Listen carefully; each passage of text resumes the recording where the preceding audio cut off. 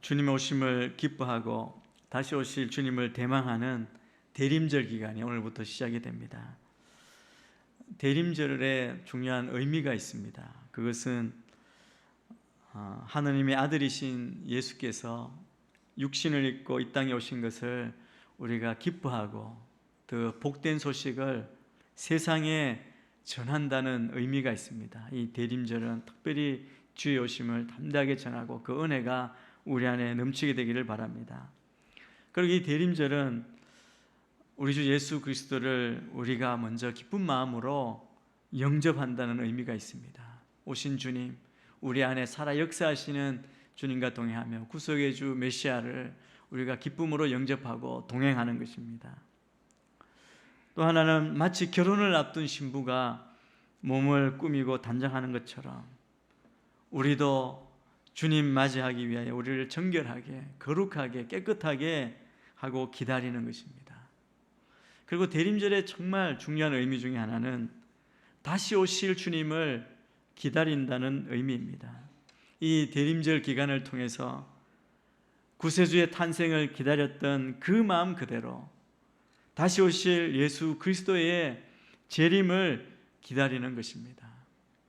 이 성탄의 때가 가까워질수록 세상을 보면 우리보다 더 화려하게 꾸미고 또 전등불을 밝히고 있죠. 백화점과 쇼핑몰에 많은 사람들이 몰려들고 또 성탄절이 마치 산타클로스의 생일인 것처럼 변질되고 있는 이때입니다. 이때 우리가 우리의 구세주 예수 그리스도의 탄생을 고대하며 기대하는 대림절의 의미를 우리가 다시금 되새기고 이 기간에 주님이 오신 의미, 또 다시 오실 주님을 우리가 기억하고 묵상하고 하늘을 바라보며 살아가는 우리 모두가 되어야 할 줄 믿습니다. 성경에 보면 메시아의 탄생에 대한 예언이 많이 기록되어 있습니다. 그분이 베들레헴에서 탄생하실 것이고 동정녀의 몸에서 탄생하실 것이라는 말씀이 예언되었고 기록되고 기록된 대로 이루어졌습니다.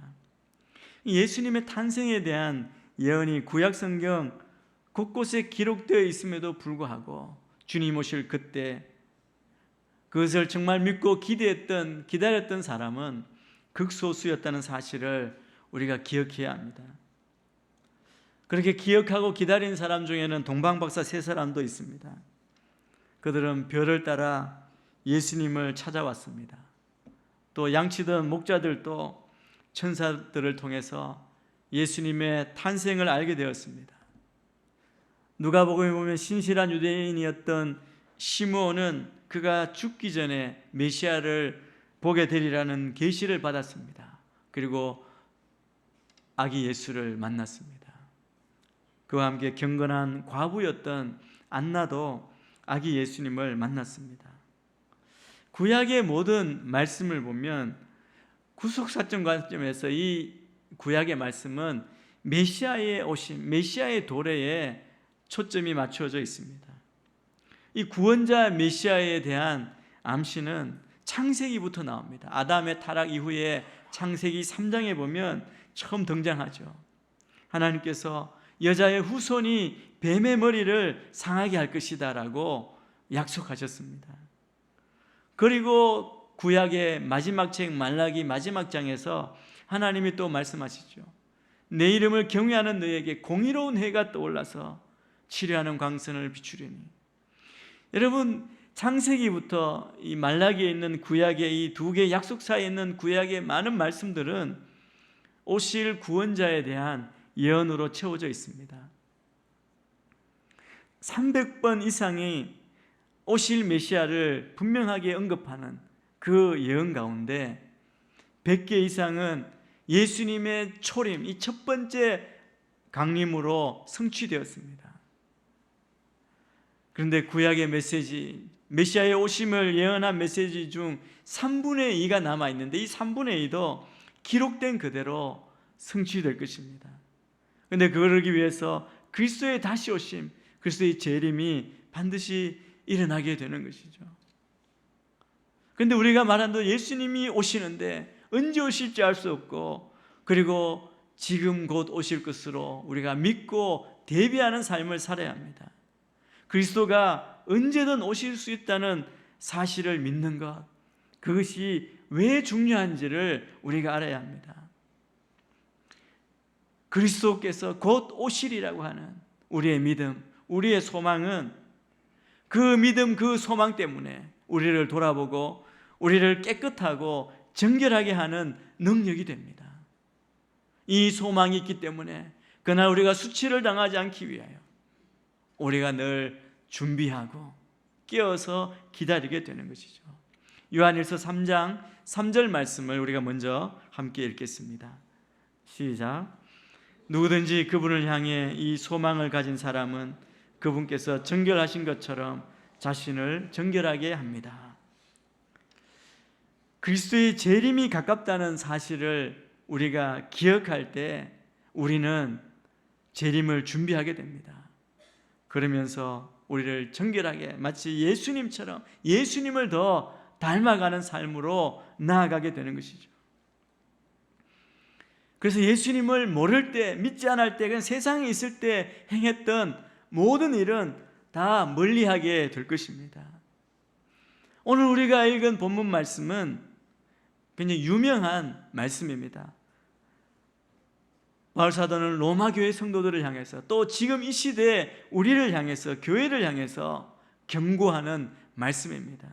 오늘 이거 말씀 가운데 중요한, 우리가 유명한 구절이 있습니다. 이 구절을 어거스틴이 읽고 회심한 것이죠. 고백록에 보면 이 구절을 읽게 된 내용들이 나옵니다.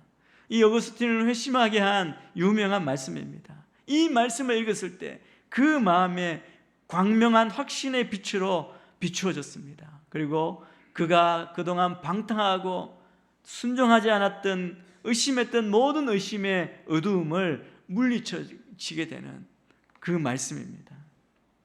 여러분, 우리가 기억해야 하는 것은 빛 대신 주님, 어두운 가운데 빛을 비추는 주님, 어두운 세상 가운데 다시 오실 그리스도의 재림이 다가오고 있다는 사실입니다. 우리가 처음 믿었을 때보다 지금은 더 가까워졌습니다. 중요한 것은 무엇이냐면 하나님께서 마지막 때로 정해놓은 시간이 있다는 것입니다. 여러분, 마지막 때가 일단 정해지면, 그 기한이 정해지면, 정해진 그 순간부터 그 다음에 모든 시간, 모든 역사의 과정은 종말의 성격을 띠게 되는 것이죠. 종말을 향해 나아가는 것입니다. 그래서 성경은 많은 곳에서 여기저기서 마지막 때, 주의 재림의 때를 자주 언급하고 있습니다. 여러분, 말씀을 보실 때 유심히 보시면 복음서든 서신서든 어디나 주님 다시 오실 날, 그 마지막 때에 대해서 우리에게 경고하고 준비하고 그날을 소망하도록 우리에게 말씀해 주고 있습니다. 순간순간마다, 그래서 우리가 살아가는 호흡마다 그리스도의 재림이 가까워지고 있다는 사실을 기억해야 합니다. 그런데 이제 마지막 때를 향해서 나아가는 마지막 시간을 살아가는 우리는 그러면 어떻게 살아야 합니까? 여러분, 자녀들 가운데 입시생이 있는 분이 계실 겁니다. 우리도 또 입시의 때를 경험한 적이 있을 겁니다. 여러분, 이제 고3이 입시를 마치고 다 진로를 정할 때 가장 바쁘게 열심히 공부하는 학생은 아마 내년에 시험 치를 학생 아니겠습니까? 입시일이 정해지면 그 날을 향해서 지금부터 밤잠을 줄여가면서 열심히 공부를 하게 됩니다. 그런데 여러분, 공부를 하는데 1년이나 남았는데 그렇게 열심히 하느냐? 한 달 앞두고 해도 되지 않겠느냐? 여러분, 그렇게 말할 부모, 그렇게 생각하는 학생은 아마 없을 것입니다. 남아있는 1년, 이제 입시날이 정해지고 그날을 향하여 달려갈 때는 남아있는 그 1년이라 할지라도 마치 내일이나 모레의 일처럼 여기고 열심히 준비하는 것이죠. 다시 오실 주님, 그날을 우리가 믿음으로 바라보고 기대하는 자는 마치 이처럼 늘 우리가 준비하는 모습으로 살아가게 될 것입니다. 그래서 바울은 그리스도의 임박한 재림을 기다리는 그리스도인의 올바른 자세를 오늘 말씀을 통해서 세 가지로 요약해 주고 있습니다. 첫 번째는 잠에서 일어나라고 말합니다. 잠에서 깨어라고 이렇게 이야기합니다. 그는 잠에서 깨어야 할 때가 되었다라고 공고합니다. 우리는 어떻게 살아야 합니까? 그냥 잠자듯이 나태하지 안일하게 사는 것이 아니라 일어나 깨어 일어나라고 말합니다. 11절 말씀을 우리가 같이 한번 읽겠습니다. 시작. 여러분이 이 시기를 알고 있는 것처럼 벌써 잠에서 깨어야 할 때가 됐습니다. 이제 우리의 구원이 처음 믿을 때보다 가까이 왔기 때문입니다. 사도 바울은 이 명령이 가지고 있는 긴박함과 그리스도의 재림이 임박했음을 강조하고 있습니다. 이 말씀 안에 보면 이 말씀 안에 담겨져 있는 편지를 쓰고 명령하는 바울이나 이 편지를 받아 읽을 이 로마 성도들이나 다 이 말씀 안에는 때가 된 것을 기정사실로 인정하고 있다는 겁니다. 마지막 때가 가까웠다는 것을 이미 알고 있다는 말입니다. 여러분, 이 시대도 마찬가지입니다. 예수 믿는 우리만이 아니라 세상 사람들도 종말을 이야기하고 마지막 때가 가까이 왔다는 것을 느끼고 있죠. 세상에 전쟁의 소문이 일어나고 기근이 있고 재앙이 있고 생태계가 파괴되고 환경이 오염되는 이 모든 일을 통해서 어떤 이야기가 나옵니까? 지구의 종말을 이야기합니다. 그들은 주님의 다시 오심을 믿지도 않고 오히려 2000년이나 됐는데 이전까지 오지 않은 것 믿는 우리를 향하여 조롱하고 그리고 우습게 여길지라도 그들은 분명히 이 땅의 마지막이 다가오고 있음을 두려워하고 염려하고 불안해하지 않습니까? 그런데 우리 믿는 자는 어떻습니까? 예수 믿고 죄 사함 받은 성도로서 성령을 모시고 있다면 이 세상이 현재 어느 시점에 와 있는가를 설명하지 않아도 다 알고 있다는 말입니다. 세상 사람들이 두려워하는 것과 다르게 우리가 알고 있는 것은 소망 가운데 주의 오심을 기다리는 믿음으로 소망 가운데 거하는 것이고 그것을 알고 있다는 것입니다. 주님은 곧 오십니다. 그리고 매 순간 그날은 가까워지고 있습니다. 그날이 가까이 오고 있기 때문에 순종해야 할 때는 바로 지금입니다. 우리가 당연히 여기고 안일하게 생각하고 오늘 아니어도 내일이어도 괜찮다고 그렇게 여길 수 있는 시간은 우리에게 보장되지 않습니다. 그 시간은 보장할 수 없습니다. 그렇기 때문에 우리는 매 순간 순종을 미루는 것, 그것은 어리석은 일입니다.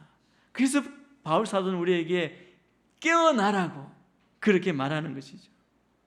우리가 기억해야 할 것은 사도 바울은 지금부터 2000여 년 전에 그가 살던 그때에 당장 이 명령에 순종해야 한다고 강조했습니다. 그렇다면 2000년이 지난 지금 우리는 바울 그 당시보다 얼마나 더 긴급하다는 얘기입니까? 오늘 11절에 보면 여러분이 이 시기를 알고 있는 것처럼이라고 말합니다. 이 시기를 안다. 이 시기는 그냥 몇 시 하는 그 시간을 말하는 크로노스가 아니라 시대 연대를 가리키는 카이로스를 이야기합니다. 헬라어의 카이론이라고 이렇게 이야기하고 있습니다. 이 카이로스의 시간을 사용했습니다. 이 말은 우리가 알고 있는 이 시기는 이 시대를 깨달아 분별하는 능력을 가리키는 것입니다. 우리가 살고 있는 이 세상, 우리가 살고 있는 이 사회처럼 바울 당시 로마에서의 삶도 물질의 풍요와 세상의 즐거움이 육신의 정욕을 채워주고 사람들은 육신의 정욕을 채우기 위해 정신없이 살았습니다. 그렇게 살다 보니까 아마 자신이 마지막 시대를 살고 있다는 사실, 주님이 오신다는 사실을 잊어버리곤 했을 것입니다. 한마디로 영적으로 잠들었던 것입니다. 그래서 바울 사도는 그 로마 교회 성도들에게 우리의 구원이 처음 믿을 때보다 가까이 왔다라고 말합니다. 그래서 깨어나라고 말하는 것이죠. 여러분, 성도는 이미 그리스도 안에서 구원을 받은 자입니다. 우리는 구원받은 자들입니다. 예수 그리스도의 믿음으로 구원받고 영생을 얻은 자들입니다. 그러나 또 기억해야 할 것은 이 구원이 완성된 것은 아닙니다. 그래서 우리가 지금 살아가는 이 시대는 이미 얻은 구원과 아직 이루어지지 않은, 이미와 아직 그 사이에 살고 있는 것이죠. 이 성도의 구원은 지금 진행 중입니다. 그래서 우리의 구원을 이루어 가라고 그렇게 말하고 있는 것입니다. 그런데 그리스도가 다시 오실 때, 그리스도의 재림의 때에 비로소 우리의 구원이 완성 단계에 이르게 됩니다. 오늘 여기 말하는 우리의 구원이 처음 믿을 때보다 가까이 왔다고 하는 이 구원은 바로 이 구원의 완성을 가리킵니다. 바울이 지금 로마 성도들에게 이렇게 이야기하는 것은 로마 성도들이 거듭나지 못했음을 말하는 것이 아닙니다. 또 믿음으로 의인이 되라고 그렇게 말하는 것도 아닙니다. 그들은 이미 거듭났습니다. 거듭남으로 시작된 하나님의 일이 완성될 그날이 시시각각 다가오고 있음을 일깨워 주는 것입니다. 오늘 본문에서 이 구원은 하나님의 구속사역의 마지막 관문, 우리가 결국 이르는 우리가 영화롭게 되는 것을 가리키는 것입니다. 로마서 8장 30절 말씀을 우리 참고로 같이 한번 읽겠습니다. 시작. 하나님께서는 미리 정하신 그들을 또한 부르신 그들을 또한 의롭다 하시고 의롭다 하신 그들을 또한 영화롭게 하셨습니다. 우리가 부름을 받았고 의롭다함을 얻었습니다. 결국 하나님이 우리를 인도하시는 곳은 영화로운 자리에까지 우리를 부르시는, 이끄시는 것이 주님의 목적입니다. 이 구원이 일어날 날이 우리가 처음 믿었을 때보다 가까워진 것입니다. 오늘 본문의 이 바울의 경고, 예리한 경고는 그리스도의 재림이 임박했음을 가리킵니다.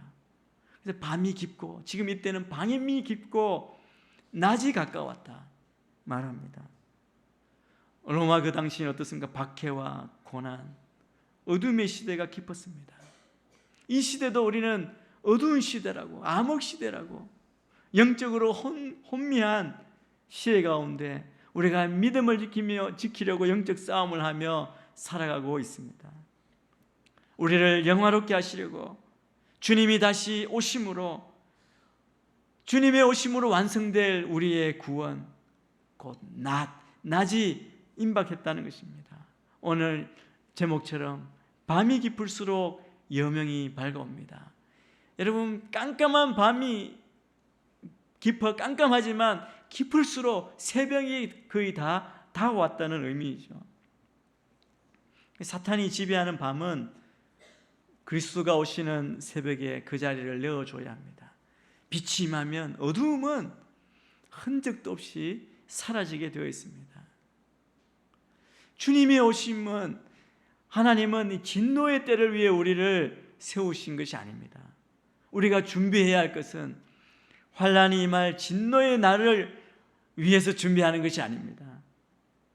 주님이 오시는 것 때 우리의 소망은 주님이 오시면 우리를 영화롭게 하시고, 그렇게 우리를 영화롭게 하시려고 주님이 호련히 다시 오실 그날입니다. 그 소망 가운데 우리가 살아가는 것이죠.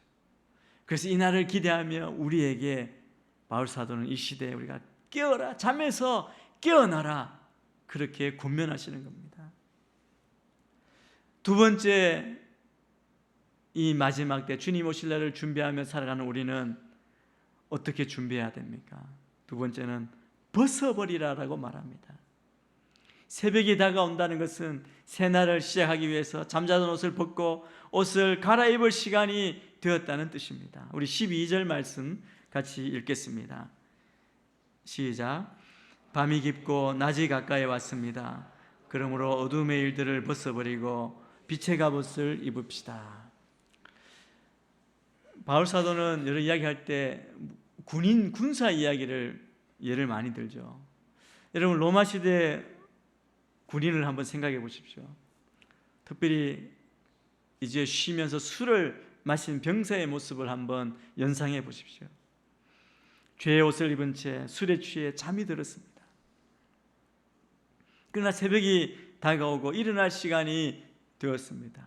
그러면 밤의 옷을 벗어버리고 군인이니까 빛의 갑옷을 입어야 할 시간이 온 것입니다.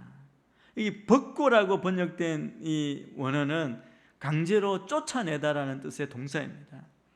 그래서 이 단어는 죄를 아주 굳은 의지로 끊어버린다, 죄를 다 제해버린다는 의미를 담고 있습니다. 바울은 로마 성도들에게 지금 회개를 촉구하는 것이죠. 그들이 어둠의 일을 벗어버리고 그것을 다 쫓아내기를 바라는 겁니다. 그 관계를 끊어버리기를 바랬습니다.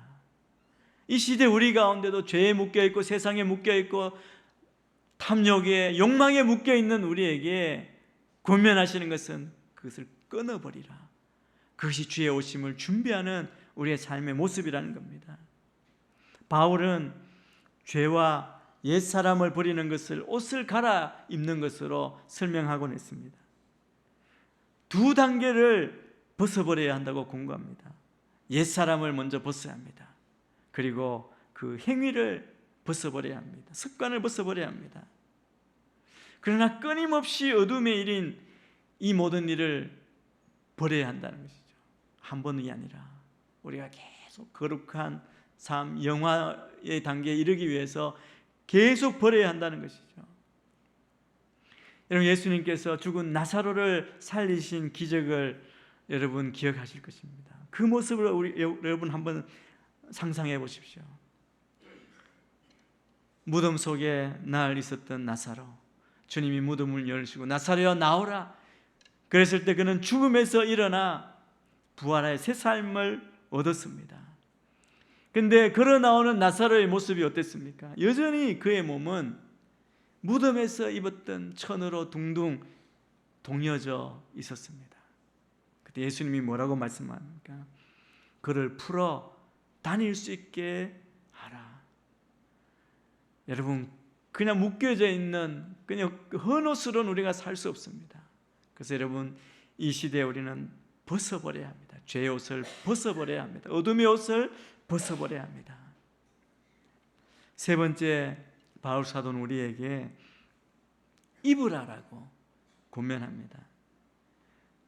주님의 재림을 준비하기 위해 해야 할 일이 또 하나 있다는 것입니다. 14절 말씀 같이 한번 읽습니다. 시작.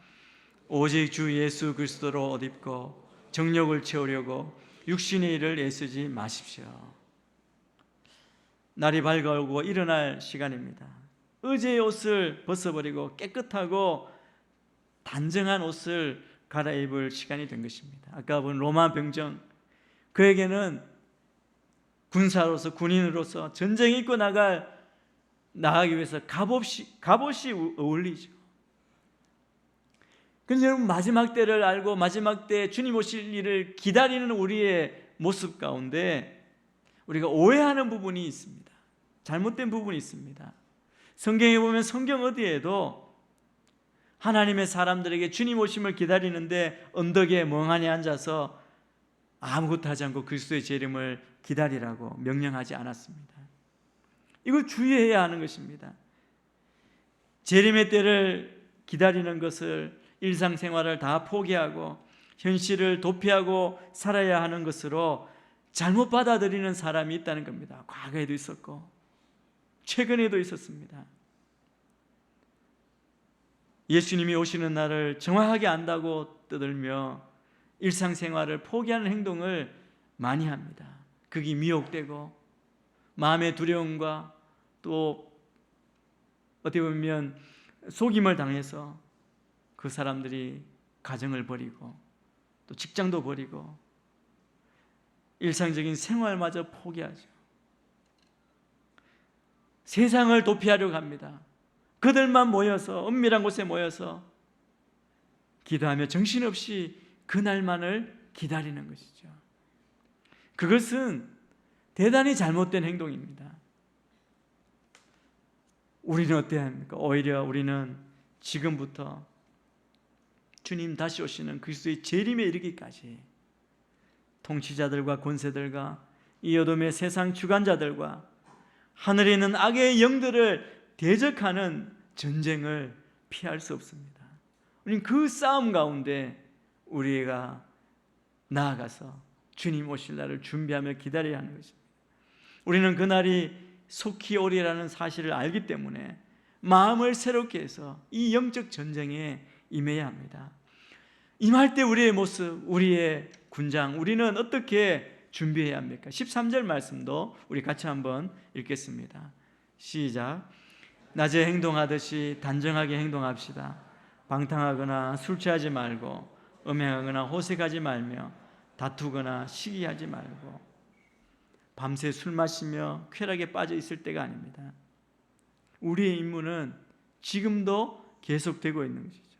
언제든 우리 대장 되신 예수께서 찾아오실 수 있습니다. 우리가 진정으로 우리 주님의 재림을 기다릴 때 이 기다림, 주님 오신다는 이 정말 참된 복, 이 복스러운 이 소망은 그 자체가 우리의 삶을 변화시킬 것입니다. 변화된 삶의 모습이 무엇입니까? 오늘 13절에 본 것 한마디로 단정한 삶입니다. 주님 안에서 단정하게 우리가 준비하며 기다려야 합니다. 우리가 주님 오실 때 영화롭게 될 것입니다. 그때 우리는 예수님의 형상과 같게 될 것입니다. 인간으로서 그리스도를 닮을 수 있는 최고의 모습으로 그날 우리는 변화될 것입니다. 따라서 그리스도를 닮아가는 것이 우리를 향한 하나님의 궁극적인 목적입니다. 인생의 목적이 주님을 닮아가는 것입니다. 지금 이 순간도 우리는 주님의 그 형상을 닮아가는 과정, 이것을 성화의 과정이라고 하죠. 성화의 과정 가운데 있습니다. 그래서 그리스도를 쫓아 마음과 행동이 변화되어야 합니다. 믿음을 가진, 구원을 받은 그 순간부터 우리는 예수님의 의의 옷으로 옷 입은 것입니다. 그것을 우리는 칭이라 그러죠. 의롭다함을 인정받은 것입니다. 그런데 그것은 그리스도로 옷 입는 과정의 처음 시작일 뿐입니다. 의롭다 하심을 얻는 칭의는 단번에 되는 일이지만 영화에 이르는 성화는 지속적으로 매일매일의 삶 가운데 우리 가운데 일어나는 것입니다. 그래서 오직 주 예수 그리스도로 옷 입고라고 하는 것은 그리스도를 쫓아 성화되어야 한다는 명령입니다. 그래서 그리스도의 임박한 다시 오실 재림에 대한 그 소망은 이 성화의 과정을 바로 이해하는 출발점입니다. 그것이 없이는, 주님이 다시 오시는 것에 대한 믿음과 소망이 없이는 성화의 과정은 시작조차 할 수가 없는 것이죠. 하나님이 우리 인생을 향한, 우리 각자를 향한 그 하나님의 목적을 우리가 제대로 알지 못하면, 파악하지 못하면 주님이 다시 오신다는 재림에 대한 그 모든 관심은 우리가 어디로 가느냐 하면 세상이 돌아가는 상황에 쏠리게 됩니다. 세상을 보니까 지진과 기근, 이런 불안하고 두렵게 하는 그 모든 소식을 듣고 불안하고 염려하고 근심하게 되는 것이죠. 믿지 않는 자들과 똑같이 되는 겁니다. 세상의 일들에 우리가 사로잡히는 것, 이것은 우리를 향한 하나님의 목적이 아닙니다. 그래서 그리스도의 임박한 재림, 주님이 다시 오시는 것, 그것이 어떤 의미인지, 그것이 얼마나 복된 것인지, 우리가 얼마나 기대하고 소망하고 가슴 벅차게 기다릴 일인지에 대한 참된 믿음, 참된 지식을 가질 때 우리의 마음은 세상이 아니라 저 하늘 그리스도를 향하게 되는 것입니다. 어떻게 사는 것이 마지막 때를 준비하는 삶이라고 말씀합니까? 우리는 깨어 일어나야 하고 죄를 벗어야 하고 예수 그리스도로 옷 입어야 합니다. 이것이 우리에게 중요합니다. 하나님 나라의 역사는 어둠이 아닙니다. 낮과 같습니다. 빛입니다. 낮이 가까이 오면 밤은 점점 물러가게 되어 있습니다. 우리 앞에 하나님 나라가 가까워지고 있습니다. 이 땅에 오신 주님을 우리가 기뻐하고 증거하는 대림절, 그리고 다시 오실 주님을 기대하면서 저와 여러분의 마음이 더욱 그분께로 향하고 주님 안에서 여러분의 참된 평강을 누리시는 복된 주의 백성들 다 되시기를 주의 이름으로 축원합니다.